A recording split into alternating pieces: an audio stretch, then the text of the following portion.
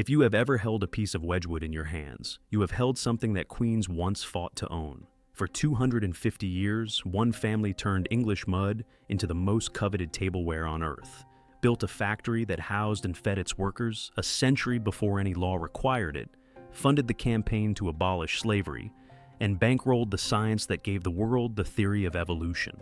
But in January 2009, every piece of that empire shattered. 400 million pounds in debt, 2,700 jobs gone, 8,000 pensions lost, and the man who built it all, a disabled boy from a village so poor it did not yet have a name. Chapter 1. The Boy Who Could Not Turn the Wheel. In 1741, an 11-year-old boy in Burslem contracted smallpox, and the disease did something no one expected. It made him rich. Josiah Wedgwood was the youngest of 12 children. His father, Thomas, was a potter of modest means in a village that clung to the ridge above the Fowley Brook in North Staffordshire. The soil beneath that ridge was heavy with marl and clay. For generations, families like the Wedgwoods had dug it from the earth, shaped it on kickwheels, and fired it in bottle kilns that belched smoke so thick the locals joked they could taste Tuesday's firing on Wednesday morning. It was hard, poor, repetitive work. And it was the only work there was. Thomas Wedgwood died in 1739. Josiah was 9 years old.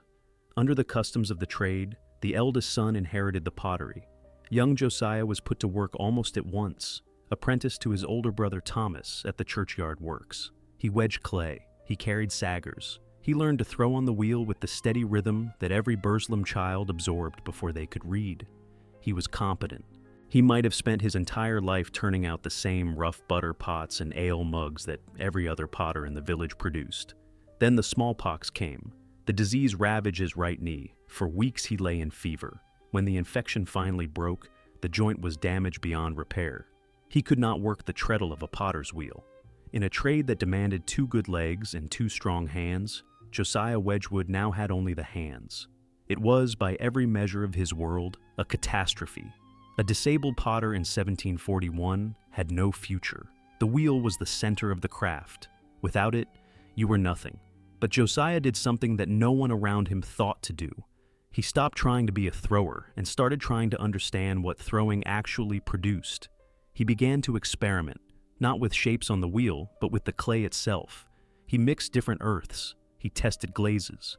He recorded temperatures, firing times, combinations of phyte minerals and fluxes in a series of notebooks that would eventually run to nearly 5,000 entries. He was not educated in any formal sense. He could barely spell. But he had the one quality that no amount of schooling can provide and no amount of disability can destroy: a relentless, obsessive curiosity about why things worked. His brother's pottery made the same wares as every other shed in Burslem: brown salt glaze, lead glaze, crude slipware for local markets.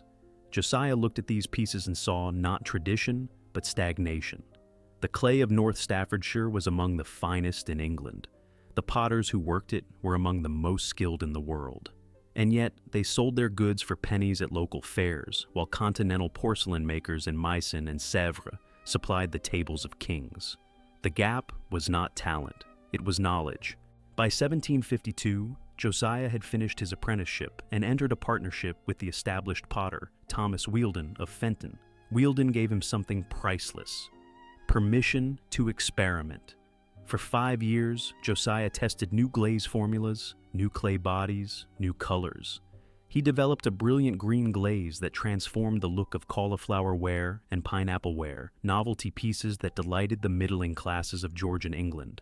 He kept every result in a private notebook. He told Wealden nothing of his methods.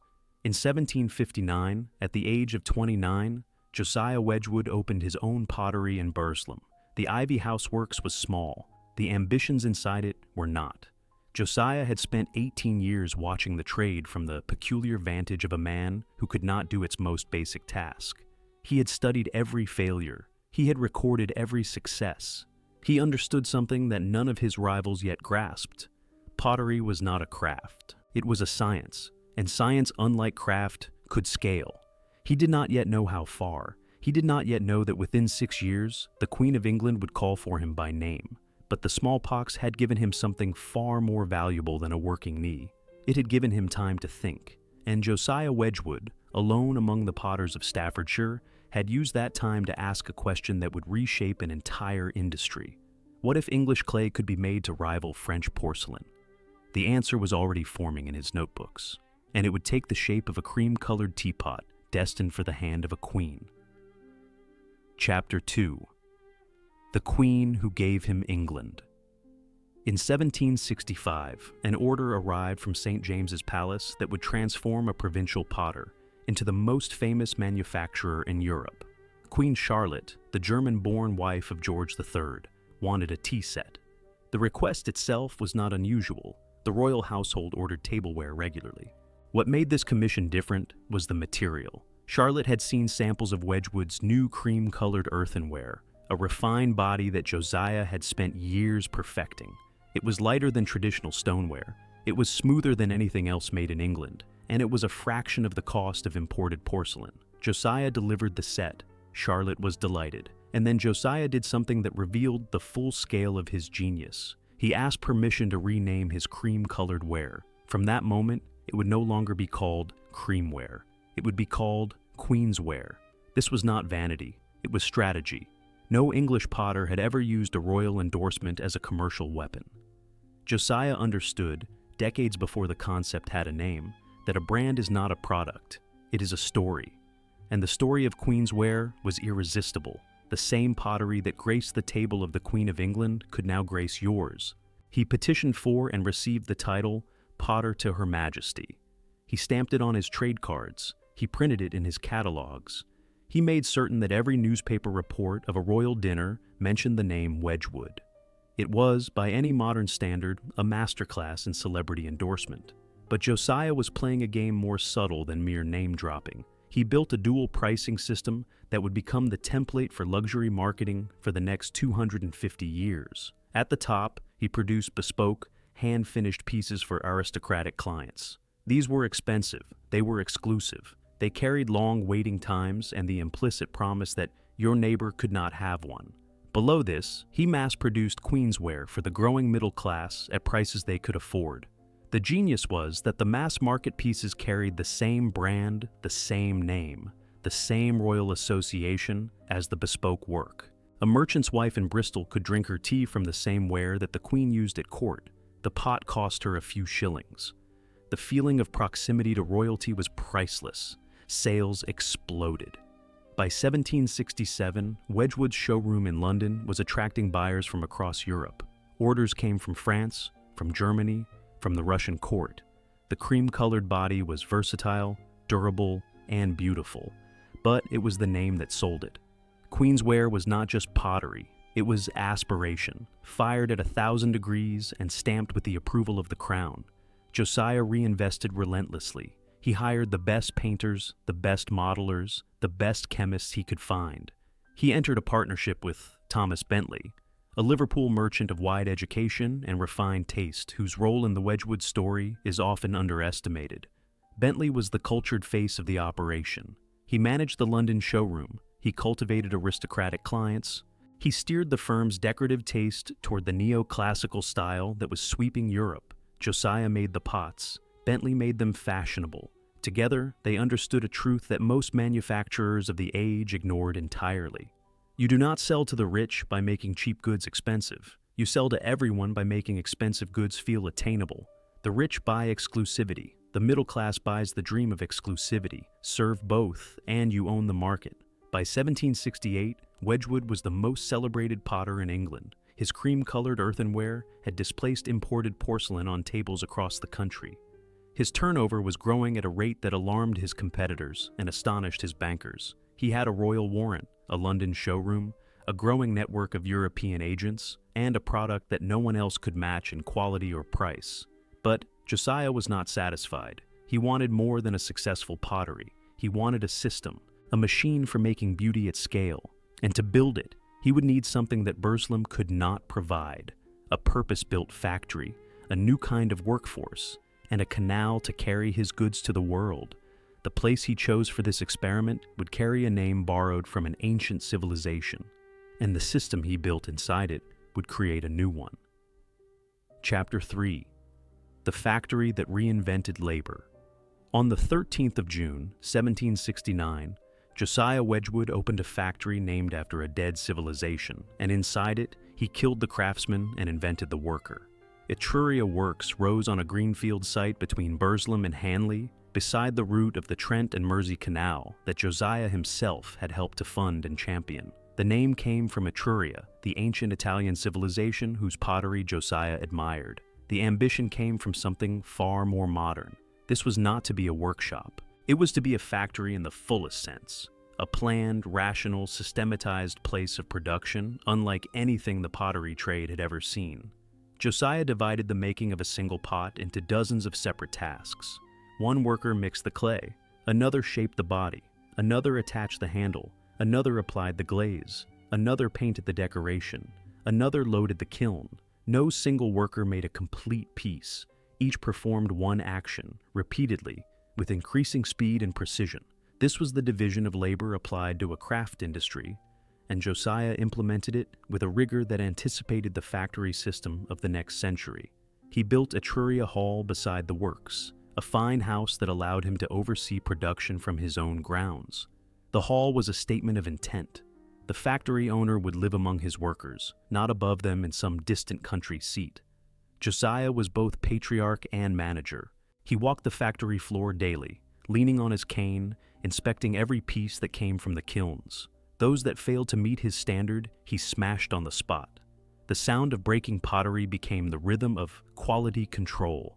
Workers learned quickly. A piece marked, "This will not do for Josiah Wedgwood," was a piece that ended its life against the nearest wall. The canal was critical to the entire enterprise. Before its completion, Wedgwood's pottery traveled to market on pack horses along rutted roads. Breakage rates were ruinous. A single horse could carry perhaps 200 weight. The canal changed everything. A single narrowboat could carry 30 tons. Transport costs fell by more than 80%. Fragile goods that would have shattered on the road arrived intact at the ports of Liverpool and Hull. The Trent and Mersey Canal, completed in 1777, did not merely serve Wedgwood's factory. It remade the economic geography of the Midlands.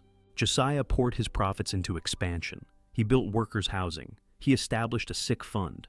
He insisted on cleanliness and order within the works to a degree that bewildered men accustomed to the chaos of traditional potteries.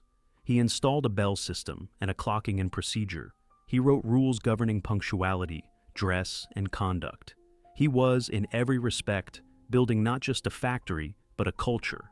The Etruria system would produce not only pottery, but a new kind of industrial worker, disciplined, specialized, and entirely dependent on the system that employed him. By the early 1770s, Wedgwood was exporting to every corner of the civilized world. His agent in St. Petersburg reported growing demand from the Russian court. In 1773, Catherine the Great commissioned a dinner and dessert service of 952 pieces, each hand-painted with a different view of the English countryside, each bearing a small green frog, because the service was destined for her palace at Chesmensky, built on a marshy site near St. Petersburg, known as La Grenouillère, the place of frogs. The frog service, as it came to be known, was an act of commercial theater as much as craftsmanship. The cost was enormous. The labor required was staggering. Josiah personally selected the views, sent artists across England to sketch them, and supervised every stage of production. When the service was complete, he did not simply ship it to Russia, he displayed it. For 6 weeks in the summer of 1774, the entire frog service was exhibited at Wedgwood and Bentley's showroom in Greek Street, Soho, 952 pieces arranged across 5 rooms. Fashionable London paid admission to see it. The newspapers covered it extensively. The public marveled at the ambition, the artistry, the sheer audacity of a Staffordshire potter presenting work fit for an empress. It was, by modern reckoning, the world's first branded pop-up exhibition. The financial return on the frog service itself was marginal. Catherine paid roughly £2,500, barely covering costs. But the publicity was beyond price. Every aristocrat who viewed the display understood the message. If this potter was good enough for the Empress of Russia, he was certainly good enough for you. By 1780, Josiah Wedgwood employed several hundred workers at Etruria. His firm produced queen's ware for the middle classes, ornamental jasper ware, and black basalt for the wealthy, and bespoke commissions for the crowned heads of Europe. His annual turnover was measured in tens of thousands of pounds. He had invented the factory showroom, the illustrated catalog, the money-back guarantee, the traveling salesman, and the celebrity endorsement. He had, in the space of 2 decades, created the template for modern consumer capitalism. But the system that made all this possible had a cost, and that cost was paid in the lungs, the bones, and the shortened lives of the men, women, and children who worked inside Etruria's walls. Chapter 4. The Kilns That Ate Their Children. Behind every perfect piece of queen's ware was a workforce breathing lead dust, silica, and the slow accumulation of disease that had no name. The division of labor that made Wedgwood's factory so efficient also concentrated its dangers. A traditional potter who performed every stage of production was exposed to many hazards, but briefly. A worker at Etruria who spent 12 hours a day dipping ware into lead glaze was exposed to one hazard continuously. The system that created speed also created poisoning. Lead was everywhere. It was the essential ingredient in the smooth, glossy glaze that gave queen's ware its distinctive finish. Workers who applied it absorbed it through their skin, their lungs, and the food they ate with unwashed hands in rooms thick with dust. The symptoms came slowly, fatigue at first, then pain in the joints, then a blue line along the gums that doctors would later recognize as a signature of chronic lead absorption. Then the tremors. Then the colics so severe that grown men writhed on the floor. Then, in the worst cases, paralysis, madness, and death. They called it Potter's disease when they called it anything at all. There was no compensation. There was no diagnosis in any modern sense. A man who could no longer work simply stopped coming to the factory, and another took his place. Silica was the other killer. The flint used in Wedgwood's clay bodies had to be ground to a fine powder. The men who ground it worked in clouds of dust so dense they could barely see across the room. The dust settled in their lungs. Over years, it formed scar tissue that slowly, irreversibly destroyed their ability to breathe. The condition would eventually be named silicosis, but in the 18th century it was known simply as potter's rot. The average life expectancy of a flint grinder in the Staffordshire potteries was appallingly low. Many did not reach 40. Children were integral to the system. Boys as young as 7 worked as mold runners, carrying freshly shaped pieces from the bench to the drying shelves. They worked as jigger turners, spinning the wheel for the dishmakers hour after hour. They worked as kiln firemen's assistants, feeding the bottle kilns through the night in heat that could blister skin at arm's length. Girls worked as paintresses, applying decoration with brushes so fine that they licked the tips to keep them pointed, ingesting lead and metallic pigments with every stroke. The working day began at 6 in the morning and ended at 6 in the evening. In busy periods, it extended into the night. Children worked the same hours as adults. There was no schooling requirement. There was no Factory Act. There was, in the 1770s and 80s, no legal framework of any kind that governed the treatment of workers in private enterprise. Josiah Wedgwood's factory existed in a world where the concept of workers' rights had not yet been invented. And yet, this is where the Wedgwood story becomes genuinely complicated, because Josiah was, by the standards of his time, an unusually conscientious employer. He built cottages for his workers near the factory. He established a fund to support those who fell ill.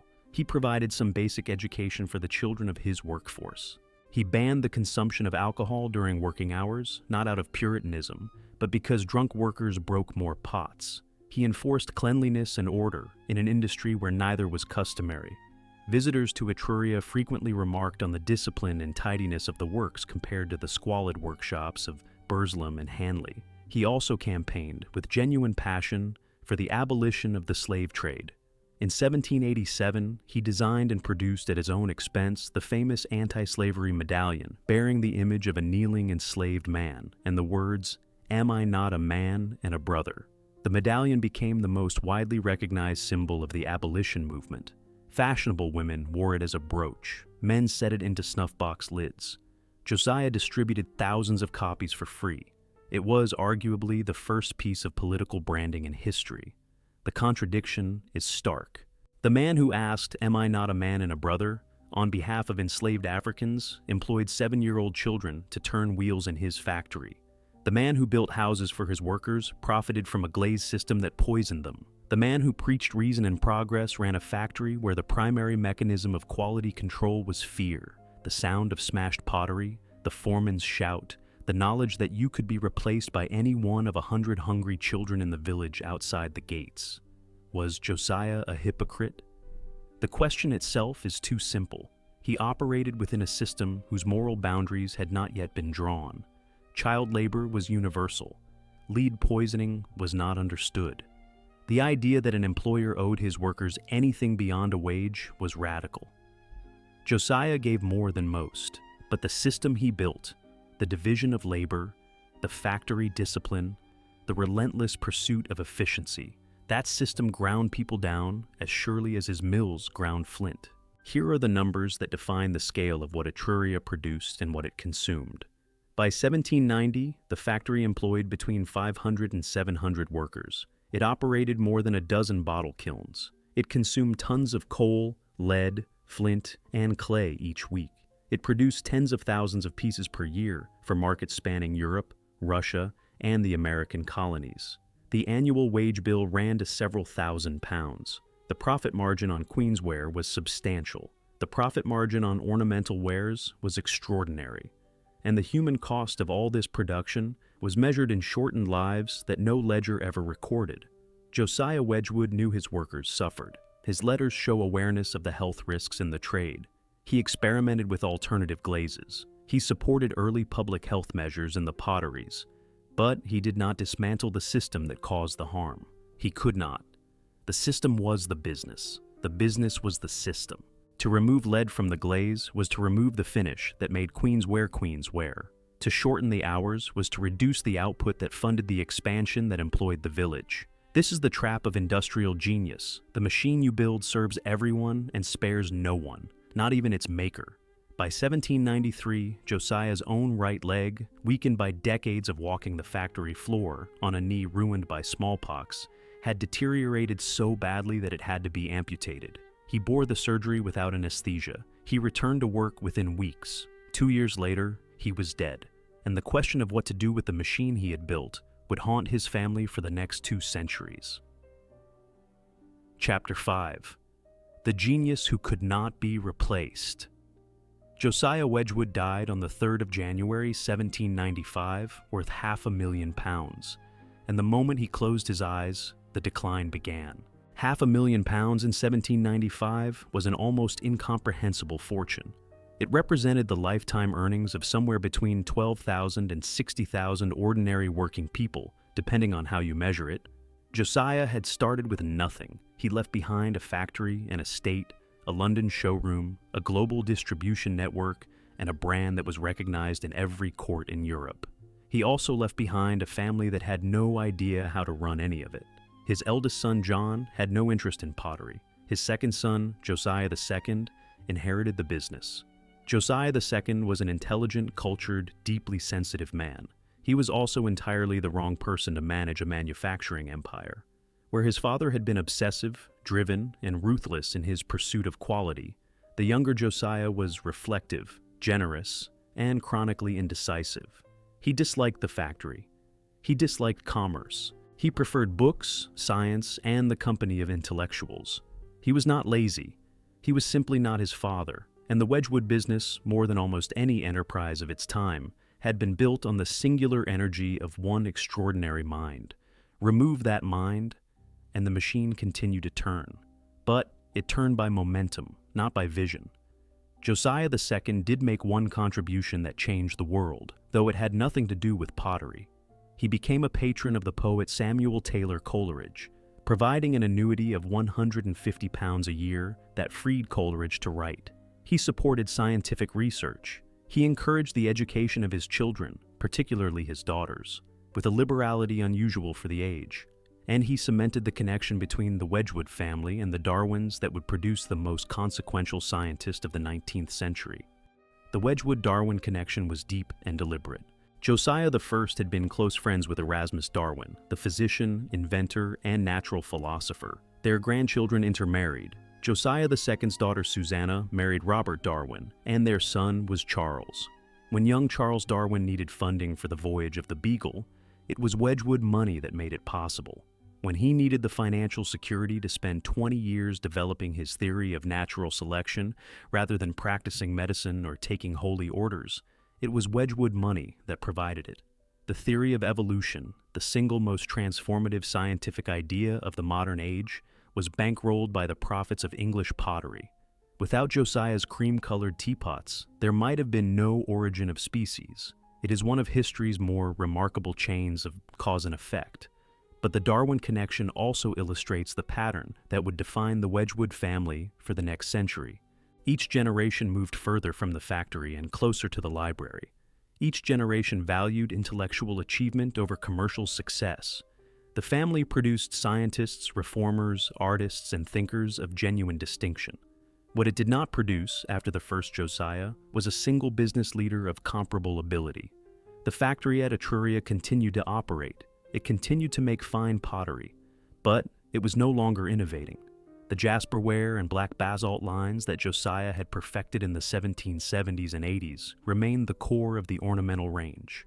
Queensware still sold well, but the restless experimentation, the 5,000 notebook entries, the smashed pots, and the furious pursuit of perfection, all of that had died with the founder. By the 1820s, competition was intensifying. Other Staffordshire firms, Spode, Minton, Copeland, had studied Wedgwood's methods and replicated them.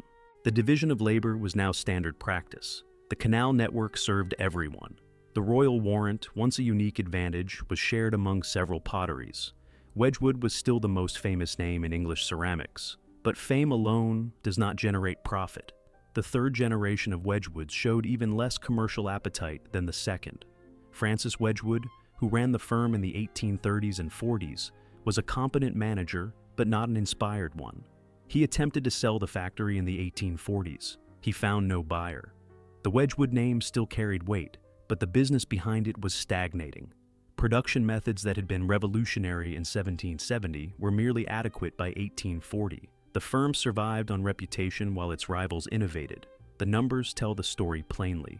Josiah I had grown the business at a rate of roughly 15 to 20% per year during his peak decades. Under Josiah II, growth slowed to single digits. Under the third generation, it effectively stopped. The fortune that the founder had built was not lost through extravagance or speculation. It was slowly, quietly dispersed through generations of comfortable living, generous patronage, and a genteel disinclination to fight for market share. This is the paradox of dynastic wealth. The qualities that create a fortune, obsession, risk-taking, ruthless focus, are rarely the qualities that sustain one. The children of genius inherit the money, but not the madness. They inherit the factory, but not the fire. And the institution, built to reflect one mind's vision, gradually becomes a monument to that mind rather than a living expression of it. By the middle of the 19th century, the Wedgwood Company was an institution. It was respected. It was historic. It was, in the language of a later age, a heritage brand. But heritage is what you call a business that has stopped growing. And the world around Etruria was changing in ways that no amount of heritage could survive. Chapter 6. An industry built on mud begins to sink. By the early 20th century, the soil beneath Etruria was literally collapsing, and so was the world that Wedgwood had made. The coal mines that had fueled the bottle kilns for 150 years had hollowed out the ground beneath the factory. Subsidence cracked the walls, floors tilted, kilns shifted on their foundations. The canal that had been Josiah's lifeline was sinking too, its banks crumbling into the tunnels below. Etruria, the great experiment in rational manufacturing, was being eaten from below by the very industry it had helped to create. The company was incorporated in 1895, ending the era of family partnership and opening the firm to outside investment. It was a necessary step. The Wedgwood family could no longer fund the business from its own resources, but incorporation also meant dilution.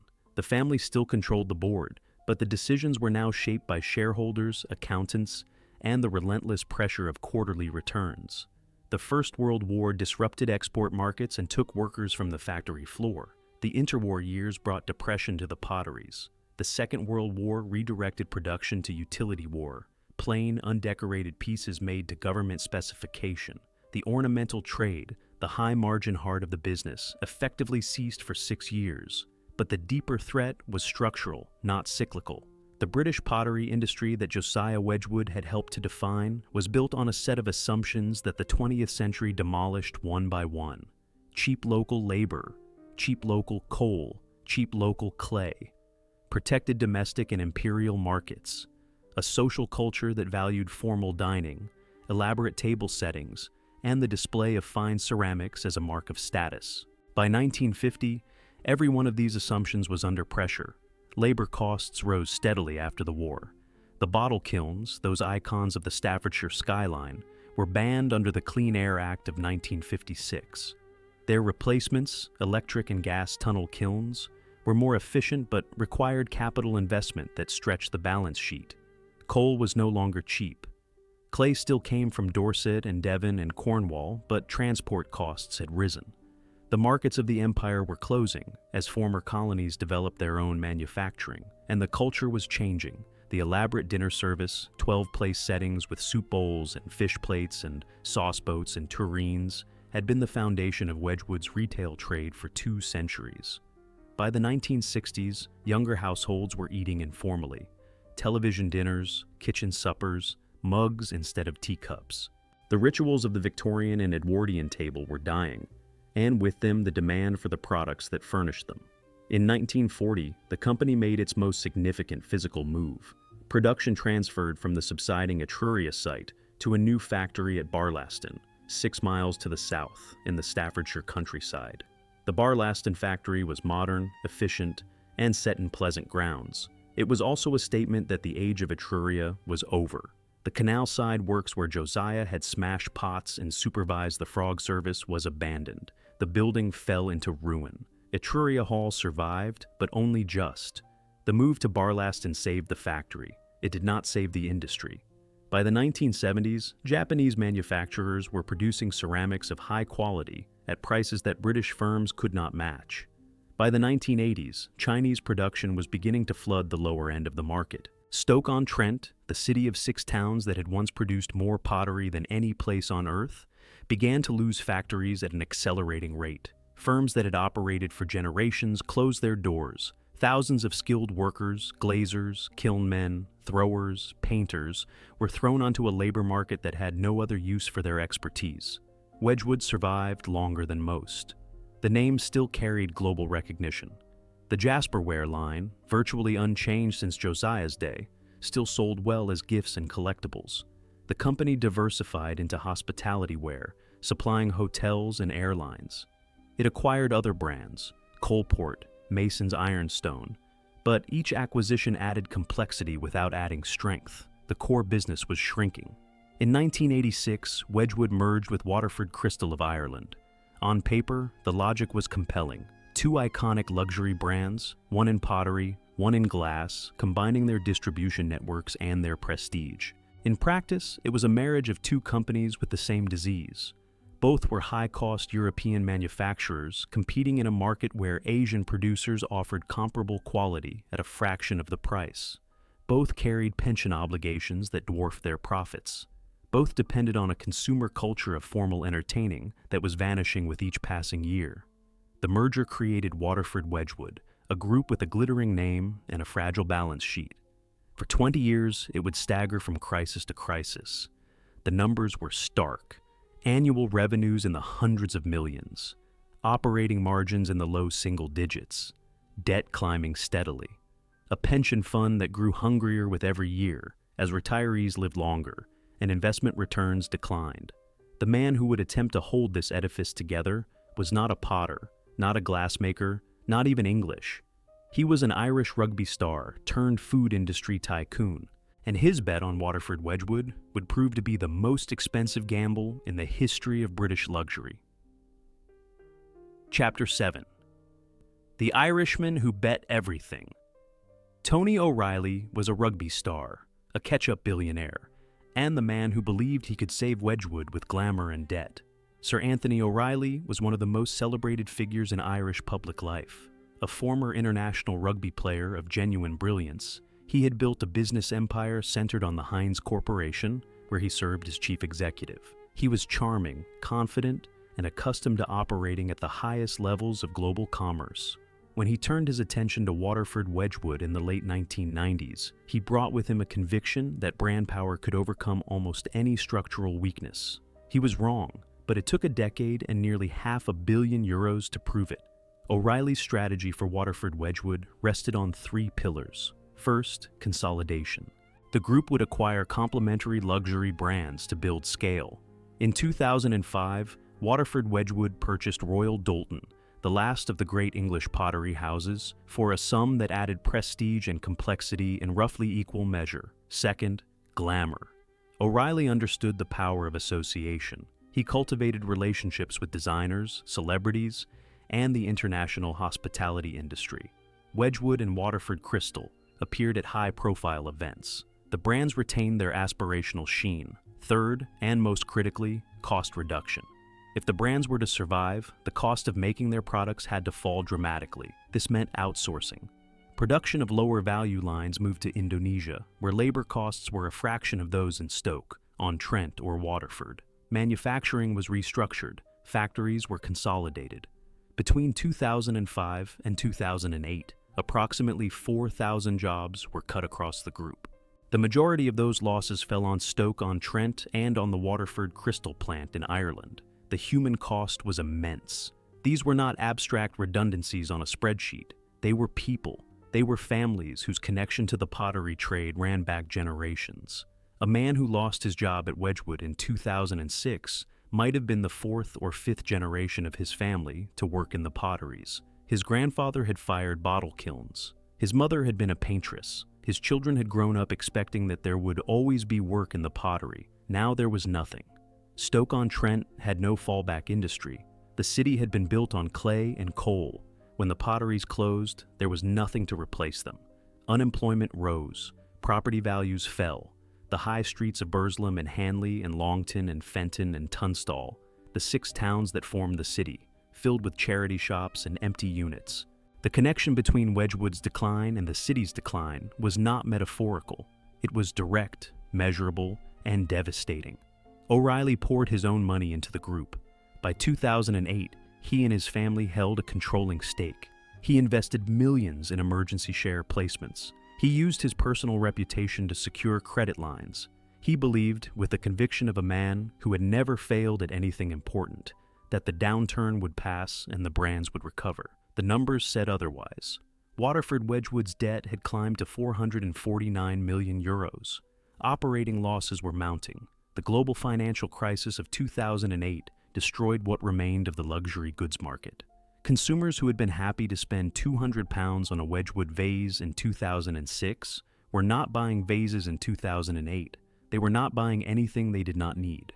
The group's pension obligations were another millstone. Decades of employment in high-cost European factories had created pension liabilities that grew year by year as retirees lived longer and investment returns evaporated. The pension fund was underfunded by hundreds of millions. Every month that the company continued to trade, the gap widened. O'Reilly's final gamble was an emergency share placement in late 2008. He needed investors to put in fresh capital. The financial markets were in freefall. Lehman Brothers had collapsed in September. Credit was frozen. The share placement failed. It was not a failure of effort. O'Reilly had worked tirelessly. He had spent his own fortune. He had leveraged his own name and his own credibility.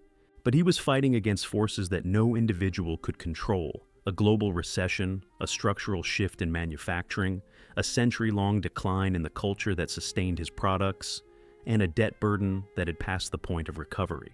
By December 2008, the board of Waterford Wedgwood knew that the end was near. The only question was the timing, and the answer came on a cold Monday morning in January. Chapter 8. 400 million pounds of broken promises. On the 5th of January 2009, 250 years of history ended in a single telephone call to the receivers. Deloitte was appointed as receiver of Waterford Wedgwood.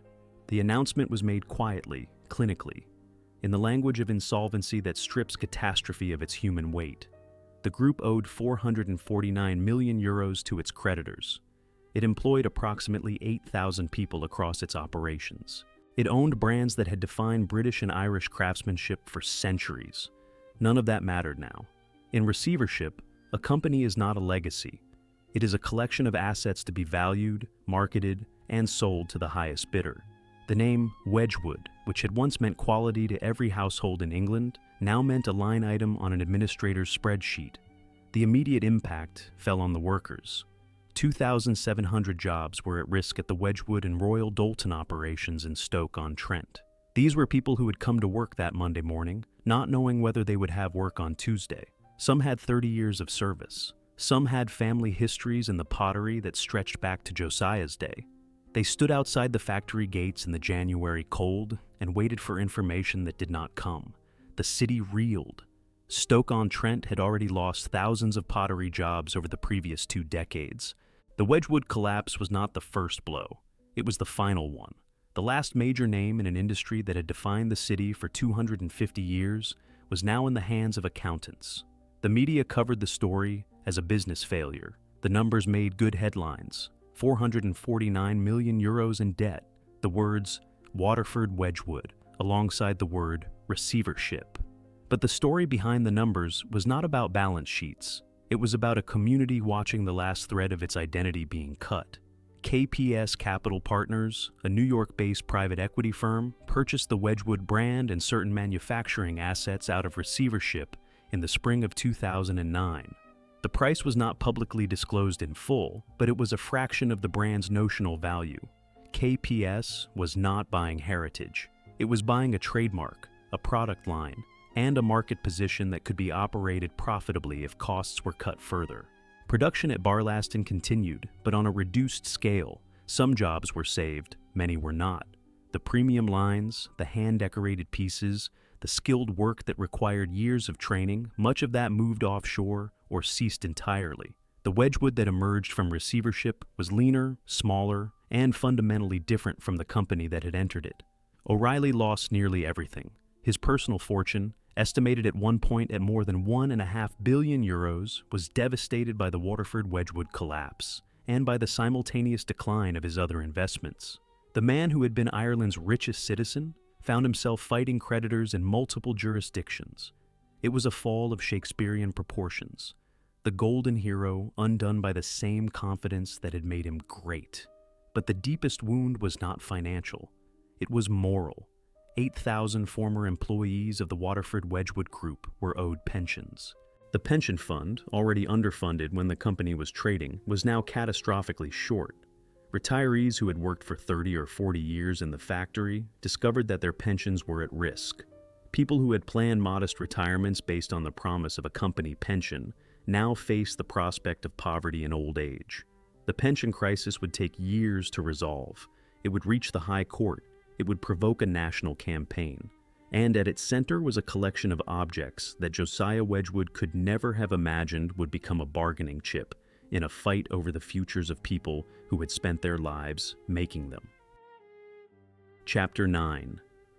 The museum they nearly sold for scrap.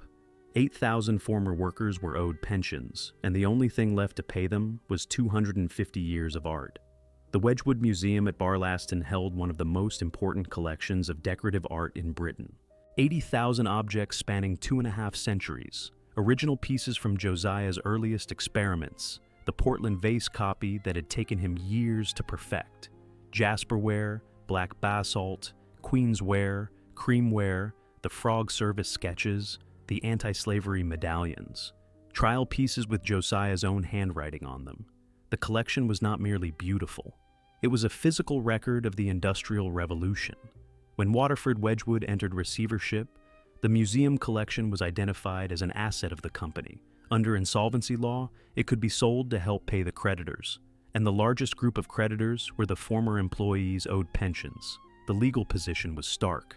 The Pension Protection Fund, the body responsible for compensating members of failed pension schemes, argued that the collection should be liquidated. The money raised would go toward covering the pension deficit. The trustees of the museum argued that the collection was held in trust and should not be treated as a commercial asset. The case went to the High Court. In 2011, a judge ruled that the collection could indeed be sold to satisfy the pension obligations. The 80,000 objects that documented the birth of modern British manufacturing could be broken up, auctioned, and scattered across the private collections and auction houses of the world. The ruling was legally sound. It was also culturally devastating. The prospect of losing the collection galvanized a national campaign. The Art Fund, the leading charity for saving works of art for the public, launched an appeal.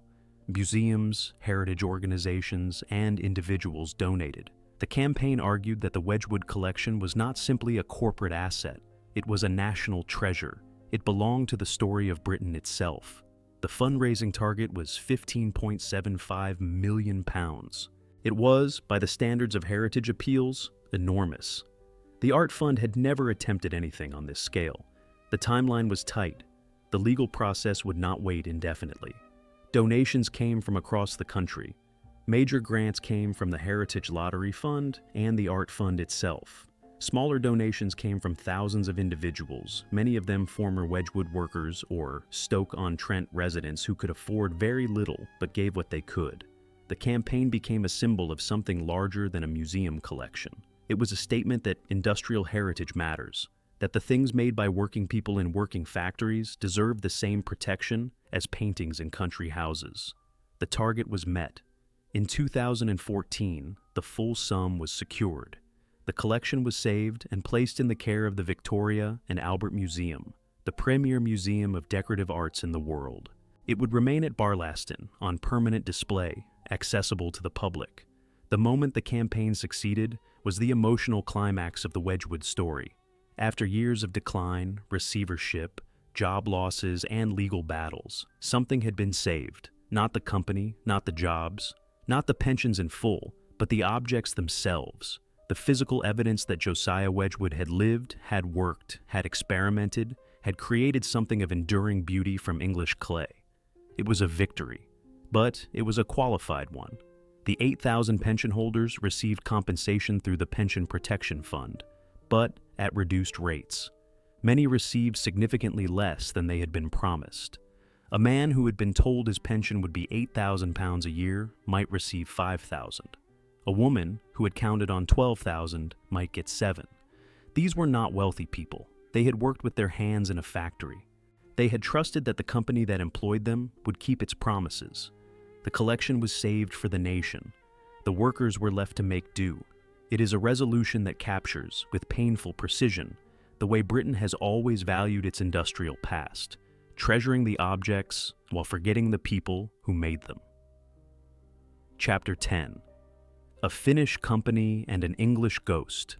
In 2015, the Wedgwood name was purchased by a Finnish scissors manufacturer, and nobody in Burslem was surprised. Fiskars, a Finnish company founded in 1649, acquired the Wedgwood brand from Behurdi Capital Partners. Fiskars made scissors, gardening tools, and kitchenware. It was a well-managed, profitable Nordic corporation, with no particular connection to the history of English pottery. It wanted the Wedgwood name, the Wedgwood trademark, and the global distribution network that went with them. It got them. Production continues at Barlaston. The factory still makes jasperware. It still makes some lines of tableware. Visitors can tour the works and watch skilled potters shape clay in ways that Josiah would recognize. But the scale is a fraction of what it was. The workforce numbers in the hundreds, not the thousands. The majority of Wedgwood branded products sold worldwide are manufactured in Asia. The brand survives. The company, in any meaningful historical sense, does not. Wedgwood is now a label applied to products designed in Scandinavia, manufactured in Indonesia, and sold in department stores from Tokyo to New York. The connection between the name on the base of the pot and the place where it was made has been severed completely. This is not unusual. It is the standard fate of heritage brands in the age of global capital. The name is the value, the history is the marketing copy, the manufacturing is wherever costs are lowest. Wedgwood joins a long list of once great British names, from MG to Cadbury to Rover, that now belong to foreign owners who acquired the trademark and discarded the substance. For Burslem, the village where Josiah Wedgwood learned to pot, the Fiskars' acquisition was barely noticed. The town had long since stopped expecting anything from the name that made it famous. The Ivy House Works where Josiah started his business is gone. The Churchyard Works where he was apprenticed is gone. Etruria is a wasteland crossed by dual carriageways. The bottle kilns, those great brick towers that once defined the skyline, survive only as listed monuments and tourist curiosities. What remains is mud. The same marl clay that Josiah dug from the hillside in 1759 still lies beneath the streets of Burslem. It does not care who owns the trademark, and neither, by now, do the people who live above it. Chapter 11. The Town That Wedgwood Forgot. Stoke-on-Trent voted to leave Europe in 2016, and the reasons begin in 1759. The city of Stoke-on-Trent, formed in 1910 from the federation of 6 towns, Burslem, Hanley, Longton, Fenton, Tunstall, and Stoke, was the pottery capital of the world for 200 years. At its peak in the early 20th century, the industry employed tens of thousands of workers across hundreds of factories. The bottle kilns numbered in the thousands. The canal wharves were stacked with crates of pottery bound for every continent. The skills required to make, decorate, and fire fine ceramics were passed from parent to child in an unbroken chain that stretched back to the 17th century. By 2016, almost all of it was gone. The factories had closed. The kilns had been demolished or preserved as monuments. The canal carried narrowboats full of tourists, not crates of crockery. The skills that had sustained the community for generations were no longer needed. A city that had made things for the world had nothing left to make. The statistics are blunt. In 2019, Stoke-on-Trent ranked among the most deprived local authority areas in England. Life expectancy was below the national average. Educational attainment was below the national average. Average earnings were well below the national average. The city center of Hanley, once the commercial heart of the potteries, struggled with vacancy rates that rivaled the most depressed towns in the country. When the Brexit referendum came in June 2016, Stoke-on-Trent voted to leave the European Union by nearly 70%, one of the highest leave votes in England. The commentators who descended on the city to explain this result found what anyone who had been paying attention already knew. This was a community that felt abandoned. Abandoned by the companies that had once employed it. Abandoned by the governments that had failed to replace those jobs. Abandoned by a global economic system that valued cheap production in Asia over skilled labor in Staffordshire. The line from Josiah Wedgwood to the Brexit vote is not as long as it seems. Wedgwood built a system. That system created a city. That city depended entirely on that system. When the system failed, as all systems eventually do, the city had nothing else. The monoculture of pottery was as dangerous as any agricultural monoculture. When the crop fails, the community starves. Josiah could not have foreseen this. He was building, not destroying. He was creating employment, not eliminating it. But the factory system he pioneered contained within it the seeds of this outcome. A workforce trained to do one thing brilliantly is a workforce that cannot do anything else. A city built around one industry is a city that dies when that industry moves to where labor is cheaper. The logic is simple, it is also merciless. The people of Stoke-on-Trent did not vote to leave Europe because they hated foreigners or because they were ignorant of economics. They voted to leave because they had spent 50 years watching the world take everything they had built and move it somewhere else. And nobody, not the politicians, not the corporations, not the economists, had offered them anything in return except the advice to retrain for jobs that did not exist in towns where nobody wanted to live. The Wedgwood story is their story. It begins with genius and ambition. It ends with abandonment and rage. And the distance between the two is exactly the distance between a cream-colored teapot on a queen's table and an empty factory floor in Burslem. Chapter 12. What Mud Remembers. Jasperware is still made at Barlaston, in the same Wedgwood blue that Josiah perfected 250 years ago, and it will outlast every company that ever stamped its name on the base. Hold a piece of jasperware in your hand, feel the weight of it, run your thumb across the raised white figures against the matte blue ground. This material was the result of more than 5,000 experiments conducted by a disabled man in a Staffordshire pottery during the 1770s. He tested every combination of minerals he could find. He fired and refired. He recorded and rejected and tried again. When he finally achieved the result he wanted, a dense, smooth, unglazed stoneware that could hold color throughout its body, he had created something that no one else in the world could make. 250 years later, no one has improved on it. The formula has been refined. The production methods have been modernized. But the essential material, the thing itself, is Josiah's. Every piece of jasperware made today is a direct descendant of those trial pieces in his workshop. The blue has not changed. The white relief has not changed. The quality that he demanded, sometimes with a smashed pot and a shout, has not changed. This is what survives, not the company, not the family fortune, not the factory at Etruria, which is a car park, not the social system that Josiah built, which was dismantled by the same economic forces that he helped to set in motion. What survives is the work itself, the objects, the things made from mud and fire by human hands and human minds. The anti-slavery medallion that Josiah designed in 1787 is held in museums around the world. Am I not a man and a brother? It was mass-produced, widely distributed, and politically potent. It helped to change the terms of a national debate. The slave trade was abolished in 1807, 20 years after Josiah made the first medallion. The clay and the conscience of one man contributed to the end of one of history's great moral crimes. The Darwin connection endures in a different way. The money that Josiah made from pottery funded the leisure that produced On the Origin of Species. The intellectual courage that characterized the Wedgwood family, their willingness to question, to experiment, to follow evidence wherever it led, found its highest expression not in ceramics, but in biology. Josiah could not have known that his teapots would fund a revolution in human understanding, but the same quality of mind that drove him to conduct 5,000 experiments in pursuit of a better glaze drove his grandson to spend 20 years gathering evidence for the most dangerous idea in science.